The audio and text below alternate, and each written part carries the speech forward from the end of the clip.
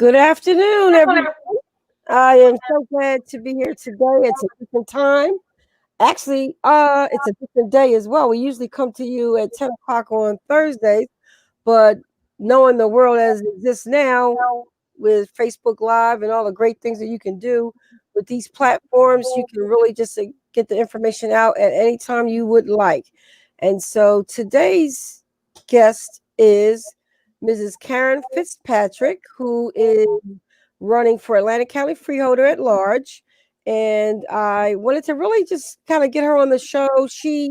I never had met you before, and I was having some difficulties with a problem.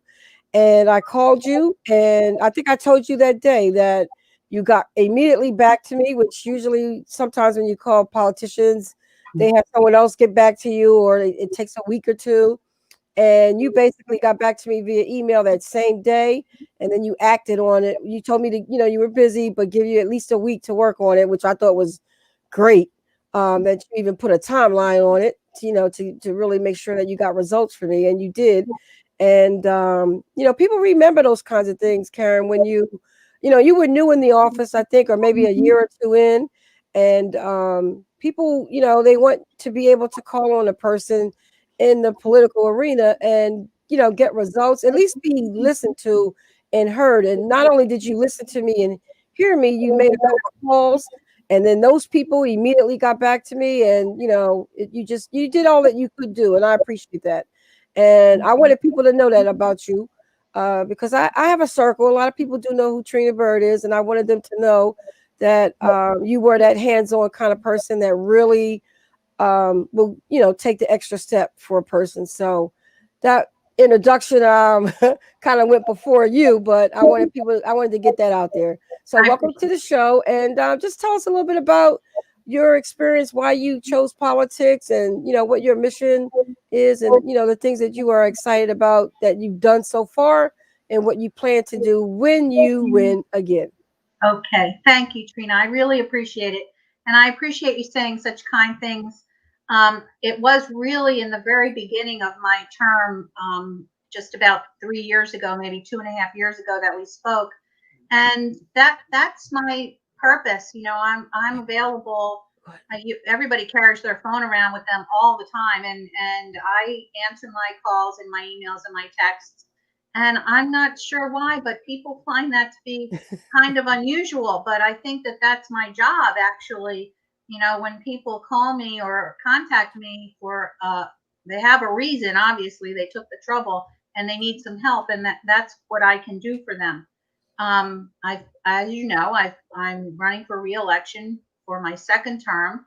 Been in the minority for the first term, so it's difficult to get legislation passed, and really anything meaningful that I want to bring forward. But what I have been able to do is be an advocate for people and help them maneuver the maze that is county government.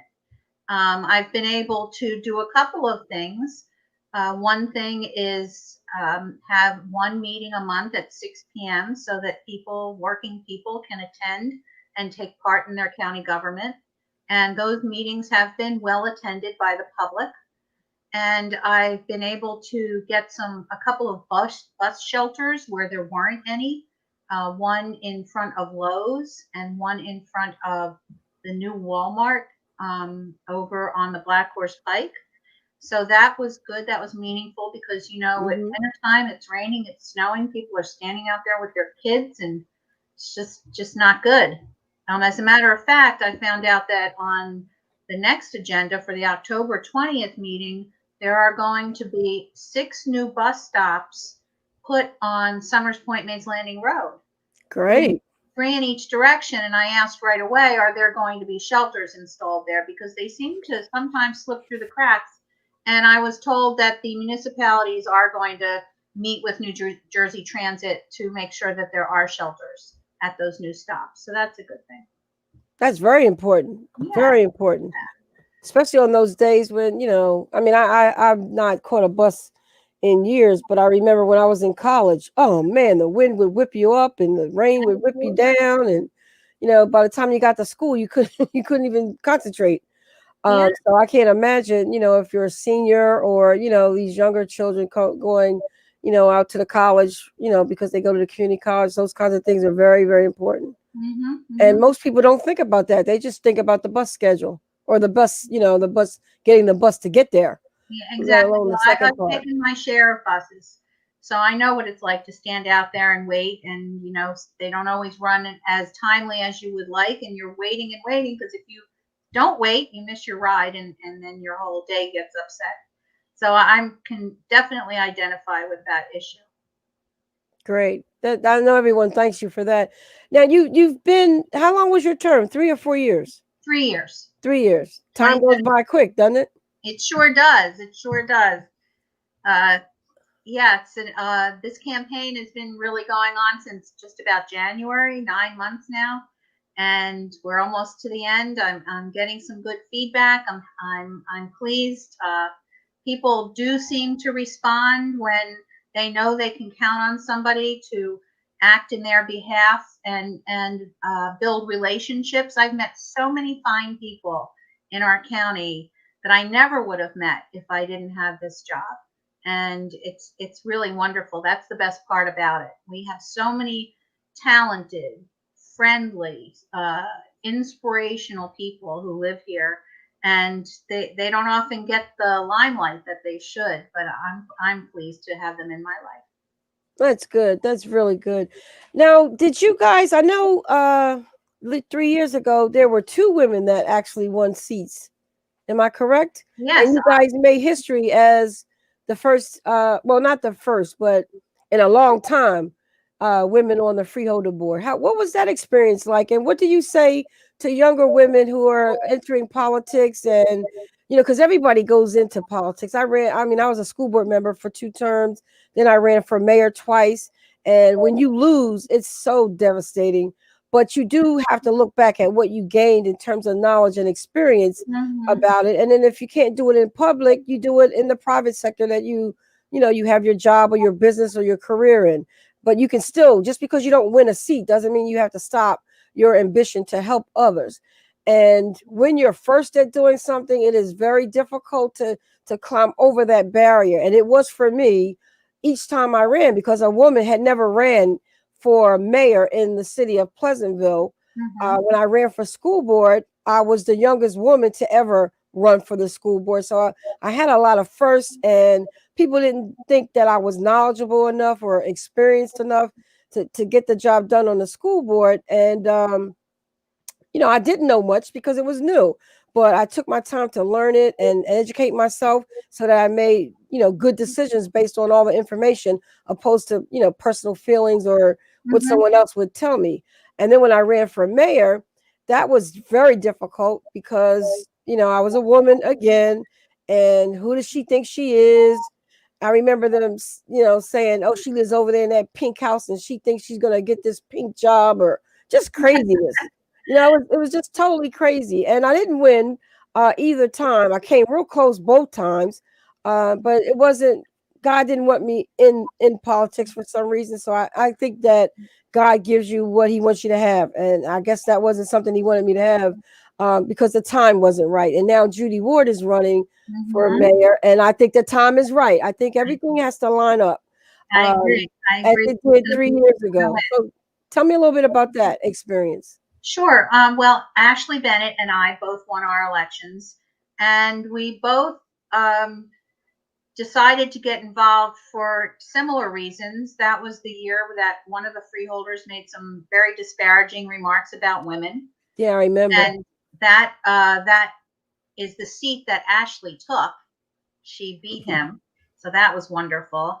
So that happened, but before that, Donald Trump was elected, and that really got me. And then when he said those things about women, I just thought, this is crazy. Obviously, I am not represented on that board, so if not me, who else is going to Who else? represent me? Yeah. So I had to do it. There was really no choice, and I was successful, and I've been asking questions and presenting different points of view and different perspectives than had been going on the freeholder board. I mean, we have the same government in Atlantic County for 20 years. I know. And one of the freeholders has been a freeholder for 19 years.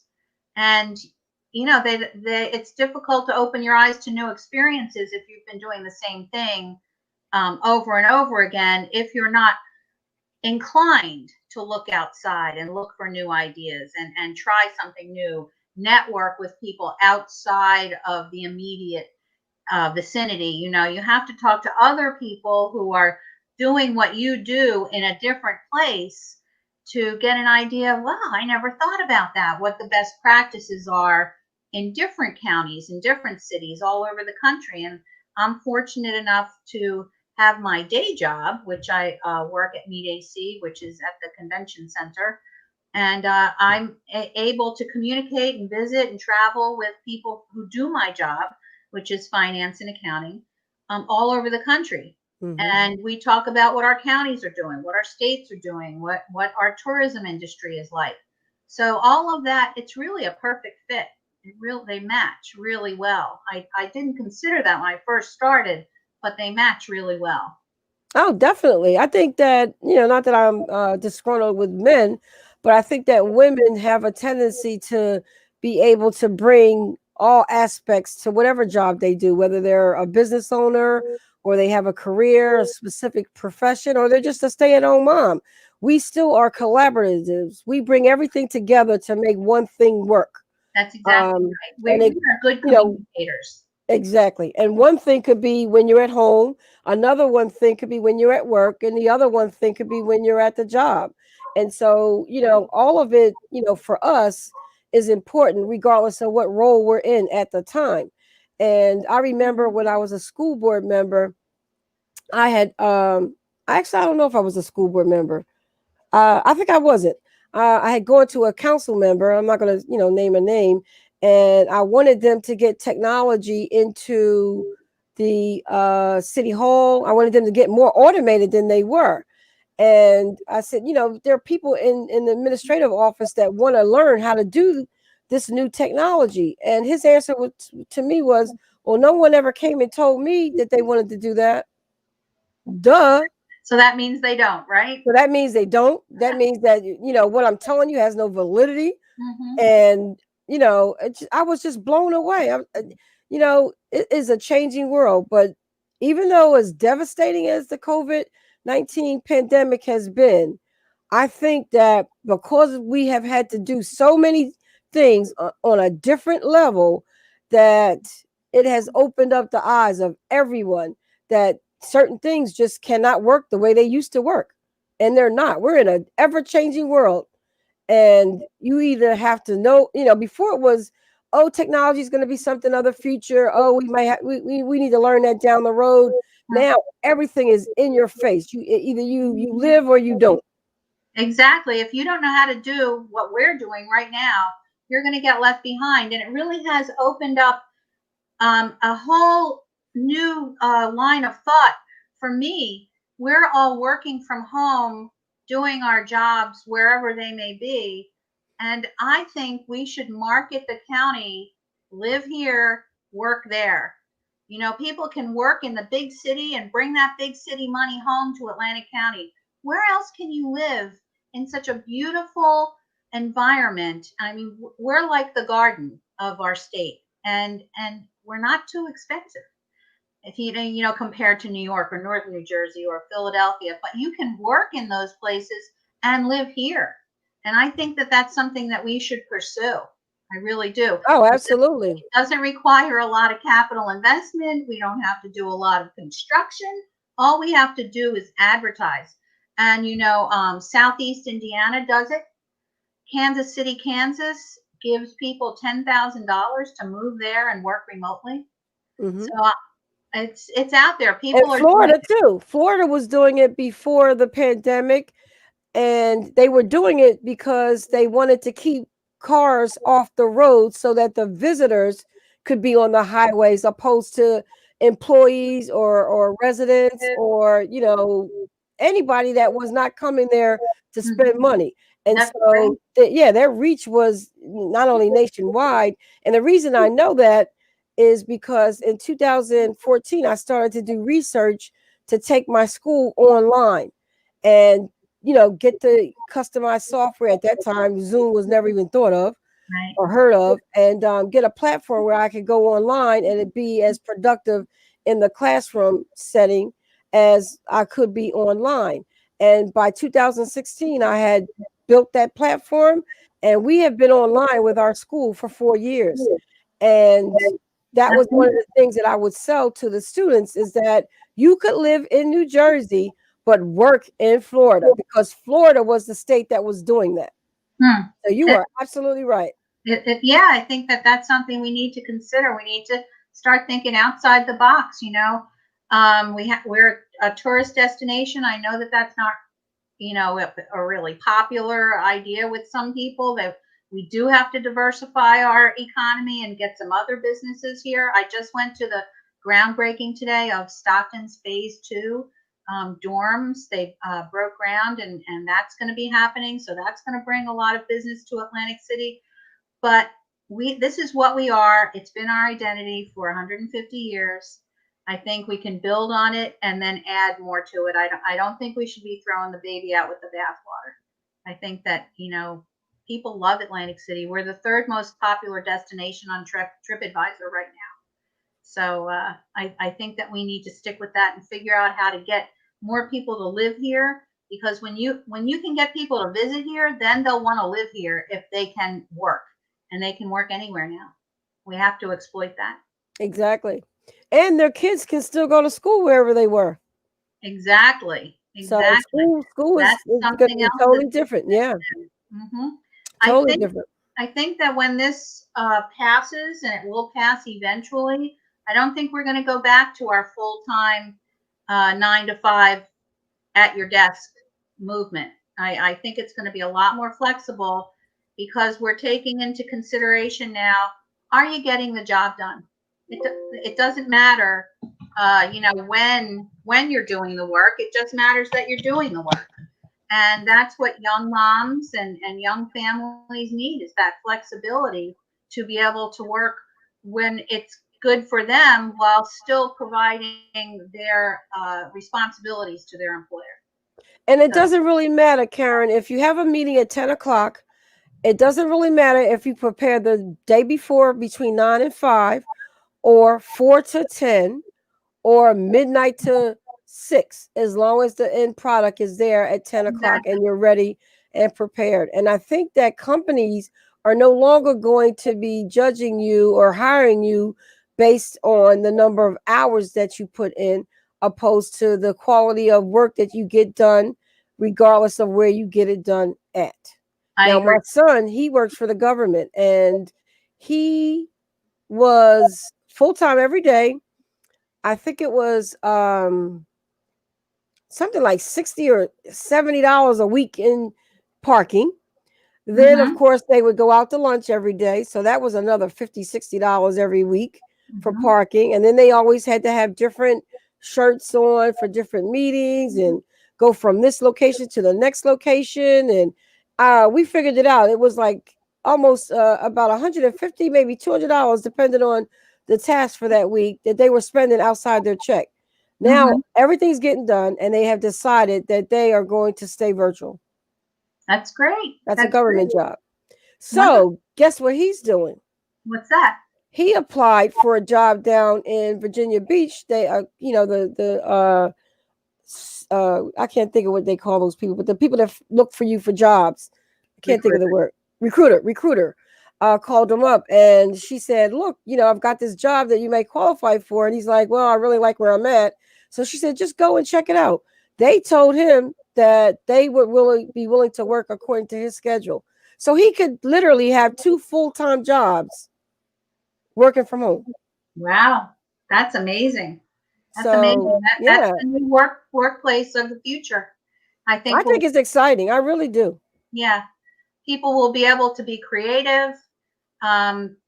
Work should be fulfilling, and that's how that you make that happen. We can't have, you can't have people need to enjoy what they're doing. Otherwise they leave, and constant turnover, as you know, is not good for business. Okay, so we're going to switch channels a little bit here. I think I read a little bit in looking at your portfolio. I wanted you to talk a little bit about the name of Freeholder being changed. Were you responsible for that? No, I was not responsible for that, but I did bring up the conversation. Uh, Okay. 2 years ago in 2018 in the summertime, I had found that a senator, Republican senator from northern New Jersey, I think from Sussex County or I think Sussex County, brought it up because the term freeholder is an old English term, and it means that someone who can own their land free and clear, Mhm. which at that time was white men. So it's a racist and misogynistic term. New Jersey is the only state that still uses it. Everybody else has changed. So I brought it forward, and they wouldn't have it. The freeholders didn't want to talk about it. They disagreed with my explanation. The county executive made a special trip to attend that meeting and tell me how wrong and misinformed I was. And I basically didn't know what I was talking about. So fast forward 2 years. Not surprised by that at all. No. Fast forward 2 years. This in another freeholder from somewhere in the middle of New Jersey, a woman, an African American woman, brought it forward to Governor Murphy. And he said, yeah, we should be changing that name.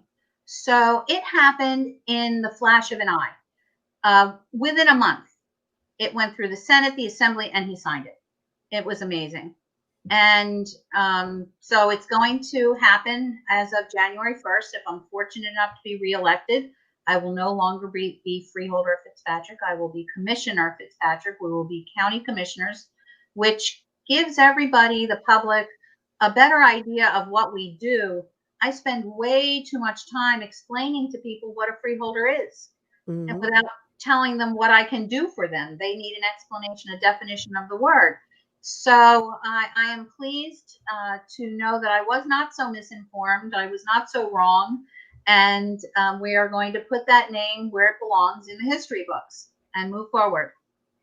Well, on behalf of all of Atlantic County residents, we want to say thank you because you did bring it to our local level. And although it may have taken a few, minutes longer than you wanted, it still came to fruition. And they had already heard your position on it and knew that not only did you agree with that, it was not a good term to use, but the highest state legislator in New Jersey agreed with you. Absolutely. That that's a big thing. That's It a was really very big thing. validating. Yes. Yes, yes.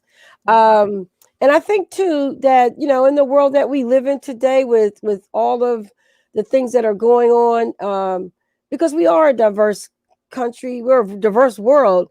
That some of these things that are just not in good faith, need to be fixed. And people like you, people like me, and other people around the country and the world who want to make that change, it's just I think it's phenomenal. And I cannot think of her name. I love her to death.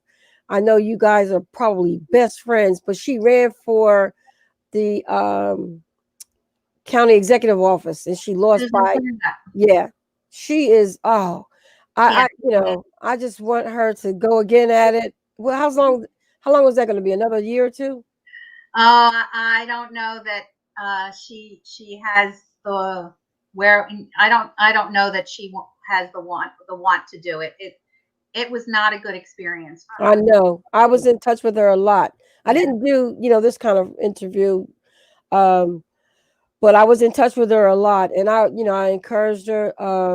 But that's the process. If she's listening or watching, that is the process. Beat you down, because I swore the first time I ran, I would never, ever, ever, ever do it again. hmm And like you, somebody, if not me, somebody, no one was stepping up to the plate. And so I think the climate is different now. Had that race happened now, yeah, it would have been a shoe in.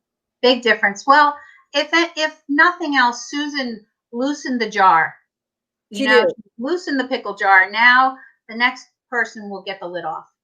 I'm very confident about that. She talked about a lot of things that nobody was talking about, and here we are a year later, and it's all anybody's talking about. Implicit racism, bias. Hmm. She's like the Kaepernick of Atlantic County.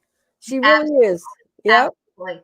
I brought this up in the summertime this past year because the last 2 years the freeholders all went through trainings. The first year we did cyber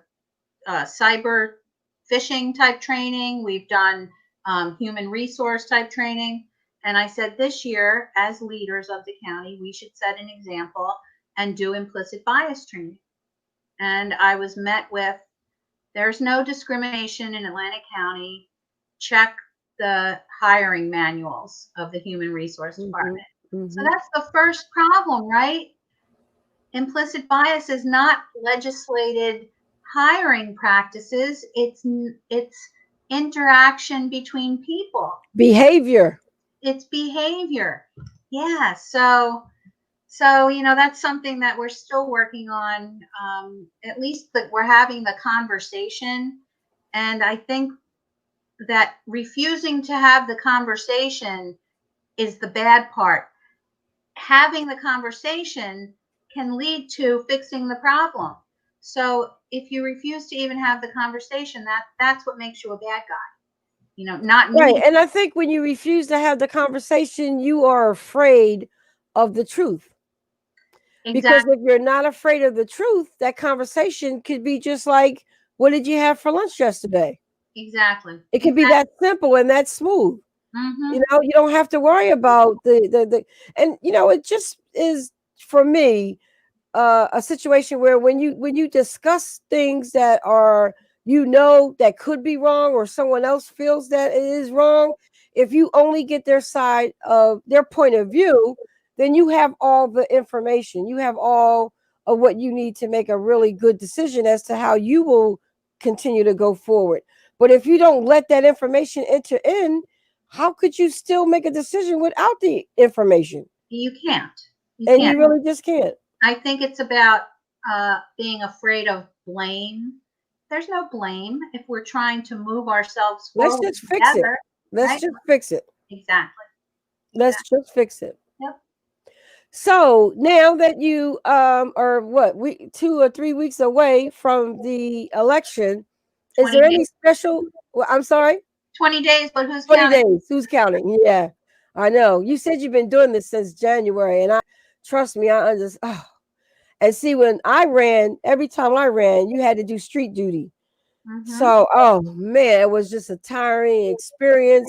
But this is more, I think, as equal to that because you got to come up with creative ways to try to do the impossible almost. And then you've got like you do have the internet, but people like that, especially with politics, they like that handshake.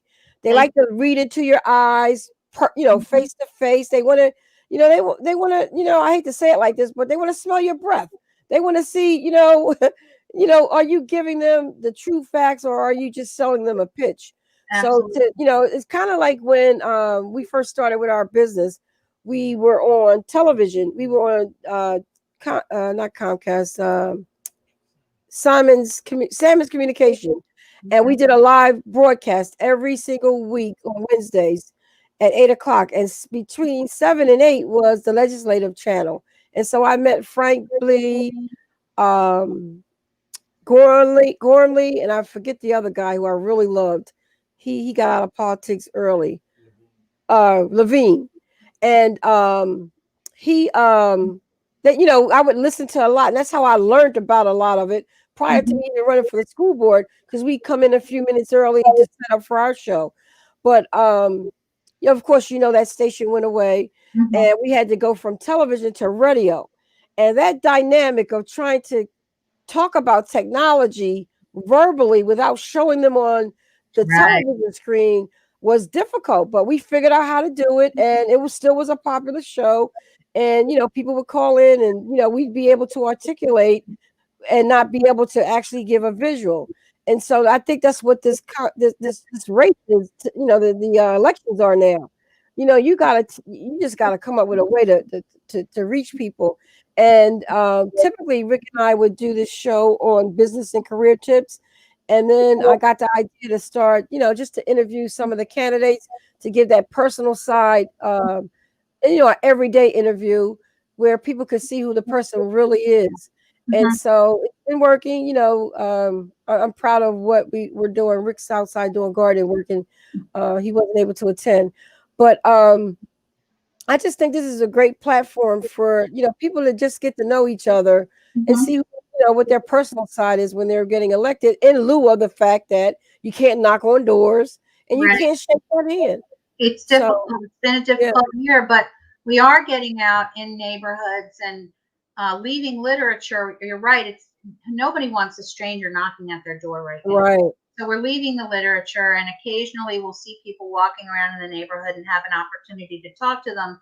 And then things like this, the NAACP is having a forum tomorrow night that we'll all be on, so we'll be getting some questions and answers. And the League of Women Voters did the same thing a couple of weeks ago. Plus, there is, Facebook, email, Twitter, all of that. So every which way that I can think of communicating with people, I've been trying to do to get the message out that we don't expect anything. We want to earn their vote. We Hmm. we don't feel entitled to it. We want to earn it, and the only way to do that is to actually talk to people. Now, what's the slate look like now in terms of? I know you're running. Delma Rice Witherspoon is running, Mhm. and who else is on? Is vying for a seat. No, no, no, never mind. We don't want to answer that. No, Uh, we have one more woman running oh, with. one more woman. Okay. Yes, Celeste Fernandez is running Oh along yeah, she's with coming on me. Monday at Oh, okay, four good, thirty. Yeah, good, good. yeah. I She's forgot. running Yeah. with me for the other at-large seat. And all three of us have been working very hard. I think Thelma and Celeste both have a great chance. If working hard means anything, they're going to get it because they have not sat still for, again, nearly 9 months. They've been working really hard. We've been side by side the whole time, and it's really great. They're both great women. Okay, and I had you all on the show. Actually, like I said, Celeste is coming on at 4:30 Monday, Okay. and that's good. And maybe what we'll do, because we got a few more days, we'll have all three of you back on again, and Oh, just push the get out to vote message to everybody. And I think that'll be a really good idea. that's a great idea. We'd love to do that. I'm speaking for everybody right now, but I'm sure they would agree. Oh yeah, I think so too. I think so too. Another person that I invited, I wanted to really get a personable, an interview on a personal level, not personal, but just a more not a scripted kind of thing. And that was Mrs. Kennedy. I haven't heard back from their camp, but I know that level is very, she's probably extremely She's very busy. busy. Yeah, Yeah. But because I think I people. can tell you what I know about her. I just met her in the spring and maybe around February-ish. And I had never met her before. I find her to be very authentic. She is what you think she is. She's very down to earth. Her family are school teachers. She was a school teacher. She just happened to fall in love with a guy with a famous name. It's not in her head. And even her husband Patrick is very approachable, very friendly, very down to earth, and it makes me happy because she's doing really well. And it would be so fantastic to have a relationship with our federal representative to get money to southern New Jersey, to Atlantic County, so we can deal with the flooding roads Hmm. and fixing our infrastructure. I work in Atlantic City. I live offshore. At least once a month I have to turn around because the road's flooded. Blackboard. Exactly. Yeah. In the 21st century, I have to time my commute with the moon. It's crazy. It's You been know, like that for years too. it has been, but it's too long. And if I can do anything, that's what I want to tackle is the flooding of that road. Exactly. Well, I wish you much success in your run. I already know that you and your team are going to win. Oh, When I talked to Delma, she kind of, I told her she already talked it in because she was using the term we. And so, you guys, I think, are definitely going to make it. And I look forward to the changes and the philosophy of the Freeholder Board, Commissioners Board, to change in that, it's more about the people, the everyday people, mm-hmm. because, in the business that I'm in, people need new skills training. They need to be able to that whole process over there, Caren, at the One Stop Center, and anybody you talk to that's been through it, if you ask them what they would suggest, is that it would be a little more streamlined so that if you need the skills, you can just go over there. You can, qualify for it in terms of your income and your need to get a job, and that be it, and not be given a 6-month process that doesn't help anybody other than whoever is gaining from it. I don't know. But it just needs to be more streamlined so that people can get the direct services that they need when they need it. Because with unemployment only being 6 months, if it takes you 3 months to get your training grant, and then you don't have time left over while you're doing unemployment to get the job. It's Right. just too, I don't know. It Too just much. needs to be a better looked at process. Okay. Too much paperwork. Too much paperwork, too much, crazy procedures. And, I'm not putting those people down because, they need to be able to do their job the way that the legislation says that it needs to be done. But it does need to be more streamlined so that people can get the services that they need more directly, and not feel like, it's just, oh, I'm not going to do that. I'll just, I'll find another route. Right. It needs to be a welcoming area where you want to go there to get the services because you know that it's going to benefit you in the long run. Mm-hmm. And I said that to Thelma as well, and probably going to say it to Celeste. But that's the business that I'm in, and I see that I'm down there in the trenches with the people, and I do Mm-hmm. as much as I can to help them. And so does the One Stop Center. But we just need to, collaborate more and make it a little more streamlined, which they're trying to do since the pandemic, which I have to commend them on. They have let vendors now have the paperwork and can walk the person through, so that when you get to the intake person, they're just getting the end result. So that is a great thing. And I'm happy about that because, they have adapted to, these changes that are needing to be made. But Mm-hmm. I just think it needs to be pulled tighter so that it's more direct. Well, that's really good input. I appreciate it. Well, thank you. Thank you for listening. Sure. And I so appreciate you coming on. I will contact you after Celeste, and we want to be as close to, election time as possible. We don't want to interfere with anything major, but, you guys come up with a good time because, we can do it anytime you want. Right. And we'll just go on and let people know that, out there and vote like your life depended on it. Well, because it does. Column B from Joe Biden all the way down. And I just want to put up your tagline. Let me just because I love this. She hears you, That's right. and I can definitely back that up because when I called you, not only did you listen to me, you heard me, and you acted. She hears you, and she acts. Thank you, Trina. Thank you. Thank you. Thanks for joining us, and I will be in touch. Okay. All Thanks for right. the You have a time. great day. Have a good night. Bye bye. You too. Bye bye.